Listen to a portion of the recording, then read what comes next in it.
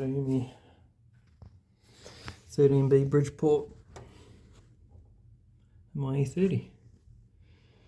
There's a few little modifications to get it in. Obviously the cross member through there, there's tubes welded in through the chassis and then bolts together. Clutch for masters, reservoirs there. Yeah, de-loomed. Yeah, a few little mods to get it to fit. A few little mods when you de-loom your engine bay too. That's actually a mission. All the wiring runs up inside the inner guard and then across and then through to each side. Engine obviously comes up through the gearbox tunnel down there. And then you have to cut your glove box. You can't really see, but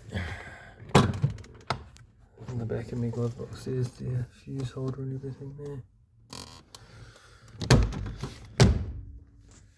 Yeah, she's a work in progress. Slowly getting there.